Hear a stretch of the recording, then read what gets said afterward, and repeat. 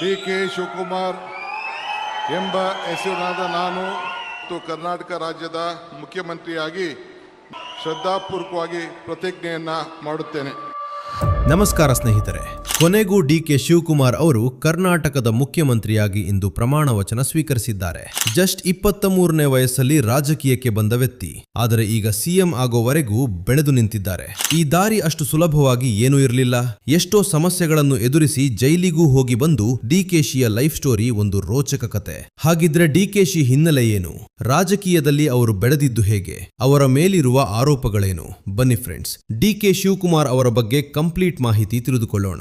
ಮಧ್ಯಮ ಒಂದು ಬಡ ಕುಟುಂಬದಲ್ಲಿ ಹುಟ್ಟಿದಂತಹ ಡಿ.ಕೆ. ಶಿವಕುಮಾರ್ ಅವರು ಭಾರತದ ಅತ್ಯಂತ ಶ್ರೀಮಂತ ರಾಜಕಾರಣಿಯಾಗಿದ್ದಾದರೂ ಹೇಗೆ? ಡಿ.ಕೆ. ಶಿವಕುಮಾರ್ರನ್ನು ಪ್ರತಿಯೊಬ್ಬರು ಕನಕಪುರದ ಬಂಡೆ ಅಂತ ಕರೆಯೋದಾದರೂ ಯಾಕೆ? ಮಾಜಿ ಅಂಡರ್ ವರ್ಲ್ಡ್ ಡಾನ್ ಆದ ಕೊತ್ವಾಲ್ ರಾಮಚಂದ್ರರವರ ಜೊತೆಗಿದ್ದ ಸಂಬಂಧವಾದರೂ ಏನು ಅಂತ ಗೊತ್ತಾ? ಡಿ.ಕೆ. ಶಿವಕುಮಾರ್ ಅವರ ಮೇಲೆ ಒಂದಲ್ಲ ಎರಡಲ್ಲ 19 ಕ್ರಿಮಿನಲ್ ಕೇಸ್ಗಳಿವೆ. ಇಷ್ಟೊಂದು ಕ್ರಿಮಿನಲ್ ಕೇಸ್ಗಳಿದ್ದರೂ ಕೂಡ ಡಿ.ಕೆ. ಶಿವಕುಮಾರ್ರನ್ನು ಕಾಂಗ್ರೆಸ್ ಪಕ್ಷವು ಮುಖ್ಯಮಂತ್ರಿ ಮಾಡುತ್ತಿರೋದು ಯಾಕೆ? ಈ ಎಲ್ಲ ವಿವರವನ್ನು ಈ ವಿಡಿಯೋದಲ್ಲಿ ತಿಳಿಸ್ಕೊಡ್ತೀವಿ. ಕೊನೆವರೆಗೂ ವಿಡಿಯೋವನ್ನ ಸ್ಕಿಪ್ ಮಾಡದೆ ನೋಡಿ. ಕರ್ನಾಟಕವನ್ನ ಲೂಟಿ ಹೊಡಿತಿರುವಂತಹ ಪ್ರತಿಯೊಬ್ಬ ಭ್ರಷ್ಟ ರಾಜಕಾರಣಿ ಮನೆಯ ಮೇಲೂ ಕೂಡ ಇಡಿ ಮತ್ತು ಇನ್ಕಮ್ ಟ್ಯಾಕ್ಸ್ ದಾಳಿ ನಡೆಯಲೇಬೇಕು ಎಂದು ನೀವು ಕೂಡ ಬಯಸ್ತೀರಿ. ಸ್ನೇಹಿತರೆ, ಈ ಕಾಲದಲ್ಲಿ ಹಲವರು ರಾಜಕಾರಣಕ್ಕೆ ಬರೋದೆ ಹಣ ಮಾಡೋದಕ್ಕೆ. 10 ಕೋಟಿ ರೂಪಾಯಿ ಆಸ್ತಿ ಇರುವಂತಹ ರಾಜಕಾರಣಿ ಕೆಲವೇ ವರ್ಷಗಳಲ್ಲಿ 100 ಕೋಟಿ ರೂಪಾಯಿ ಆಸ್ತಿ ಮಾಡಿಬಿಡ್ತಾರೆ. ಆದರೆ ಡಿ.ಕೆ. ಶಿವಕುಮಾರ್ ಅವರ ಕತೆ ಹಾಗಲ್ಲ. 2004ರಲ್ಲಿ ಇವರ ಆಸ್ತಿ 7 ಕೋಟಿ ರೂಪಾಯಿ ಇತ್ತು. ಆದರೆ ಈಗ ಕೇವಲ 20 ವರ್ಷಗಳಲ್ಲಿಯೇ 1413 ಕೋಟಿ ರೂಪಾಯಿ ಆಗಿದೆ. ಇಷ್ಟೆಲ್ಲ ಒಬ್ಬ ರಾಜಕಾರಣಿ ಹೇಗೆ ದುಡಿದ್ರು ಅಂತ ಅನುಮಾನ ನಿಮ್ಗೂ ಕೂಡ ಕಾಡ್ತಿರುತ್ತೆ ಅಲ್ವಾ? ಅದಕ್ಕೂ ಮುನ್ನ ಅವರ ಹಿನ್ನೆಲೆ ಏನು, ಅವರ ವಿದ್ಯಾಭ್ಯಾಸವೇನು ಅನ್ನೋದನ್ನ ಸ್ವಲ್ಪ ಡೀಟೇಲ್ ಆಗಿ ನೋಡೋಣ ಬನ್ನಿ. ಡಿ.ಕೆ. ಶಿವಕುಮಾರ್ ಅಂತಂದ್ರೆ ದೊಡ್ಡ ಹಾಲಹಳ್ಳಿ ಕೆಂಪೇಗೌಡ ಶಿವಕುಮಾರ್ ಅಂತ.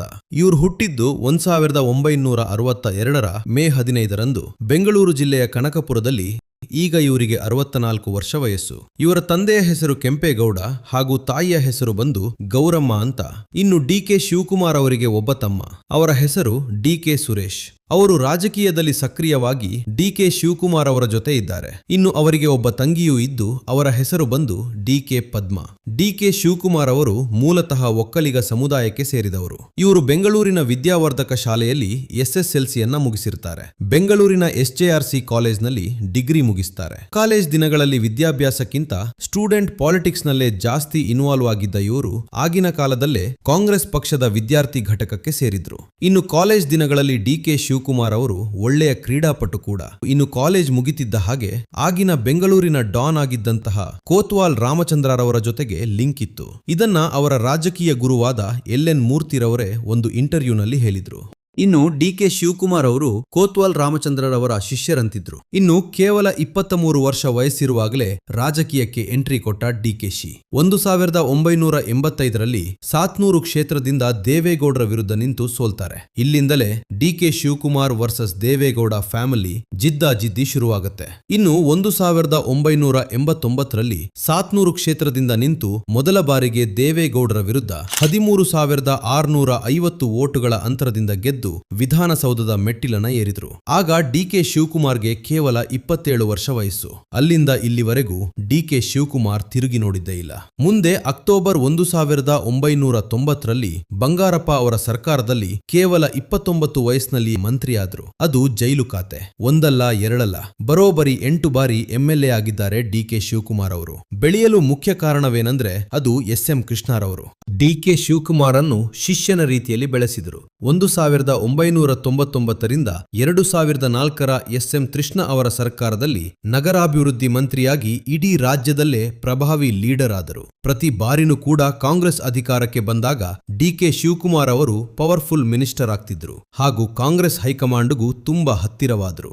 ನಂತರ ಅವರು 2013ರ ಸಿದ್ದರಾಮಯ್ಯ ಅವರ ಸರ್ಕಾರದಲ್ಲಿ ಇಂಧನ ಮಂತ್ರಿಯಾಗಿ ತುಮಕೂರಿನ ಪಾವಗಡದಲ್ಲಿ ಏಷ್ಯಾದ ಅತ್ಯಂತ ದೊಡ್ಡ ಸೋಲಾರ್ ಪ್ಲಾಂಟ್ ಅನ್ನು ನಿರ್ಮಾಣ ಮಾಡಿದರು. ಇವರು ಕೇವಲ ರಾಜ ರಾಜಕಾರಣಿಯಾಗಿ ಇರದೆ ಒಳ್ಳೆಯ ಅಡ್ಮಿನಿಸ್ಟ್ರೇಟಿವ್ ಕೂಡ ಆದರು. ಅದು ಅಲ್ಲದೆ ಕಾಂಗ್ರೆಸ್ ಮತ್ತು ಜೆಡಿಎಸ್ನ ಸಮ್ಮಿಶ್ರ ಸರ್ಕಾರವಿದ್ದಾಗ ಪ್ರಬಲ್ ಶೂಟರ್ ಆಗಿ ನಿಂತುಕೊಂಡು ಬಿಜೆಪಿಯ ಆಪರೇಷನ್ ಕಮಲವನ್ನು ತಡೆದು ಶಾಸಕರು ಜಾರದಂತೆ ನೋಡಿಕೊಂಡ್ರು. ಹಾಗೆ ಮುಂದೆ ಕೇವಲ ರಾಜ್ಯ ರಾಜಕಾರಣದಲ್ಲಿ ತಮ್ಮನ್ನು ತಾವು ತೊಡಗಿಸಿಕೊಳ್ಳುವುದಲ್ಲದೆ ದಿಲ್ಲಿ ನಾಯಕರ ಪಾಲಿಗೂ ಆಪತ್ ಬಾಂಧವನಾಗಿ ಡಿಕೆಶಿ ಅವರು ನಿಂತುಕೊಂಡ್ರು. ಇದಕ್ಕೆ ಉದಾಹರಣೆ ಎಂಬಂತೆ ಮಹಾರಾಷ್ಟ್ರದ ಕಾಂಗ್ರೆಸ್ ಸರ್ಕಾರ ಬೀಳುವಾಗ 40 ಜನ ಮಹಾರಾಷ್ಟ್ರದ ಎಂಎಲ್ಎಗಳನ್ನು ಬೆಂಗಳೂರಿಗೆ ಕರೆದುಕೊಂಡು ಬಂದು ಸರ್ಕಾರ ಬೀಳದಂತೆ ಸೇಫ್ ಆಗಿ ಇಟ್ಟುಕೊಂಡಿದ್ರು. ನಂತರ 2017ರ ಗುಜರಾತ್ ರಾಜ್ಯಸಭಾ ಚುನಾವಣೆಯಲ್ಲಿ ಬಿಜೆಪಿ ಆಪರೇಷನ್ ಮಾಡುವ ಭೀತಿಯಿಂದ ಗುಜರಾತ್ನ 44 ಶಾಸಕರನ್ನು ಬೆಂಗಳೂರಿನ ಈಗಲ್ಟನ್ ರೆಸಾರ್ಟ್ಗೆ ಕರ್ಕೊಂಡು ಬಂದು ಕಾಂಗ್ರೆಸ್ ಪಾರ್ಟಿಯನ್ನ ಅವತ್ ಕಾಪಾಡಿದ್ರು.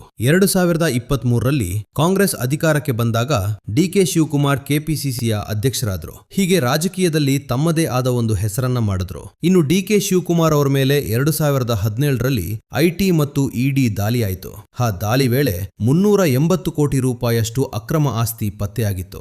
ಇನ್ನು ಸೆಪ್ಟೆಂಬರ್ 3, 2019ರಲ್ಲಿ ಡಿಕೆ ಶಿವಕುಮಾರ್ ಅವರನ್ನ ಅಕ್ರಮ ಆಸ್ತಿ ಮತ್ತು ಅಕ್ರಮ ಹಣ ವರ್ಗಾವಣೆ ಕೇಸ್ನಲ್ಲಿ ಇಡಿ ಅವರನ್ನ ಅರೆಸ್ಟ್ ಮಾಡಿದ್ರು.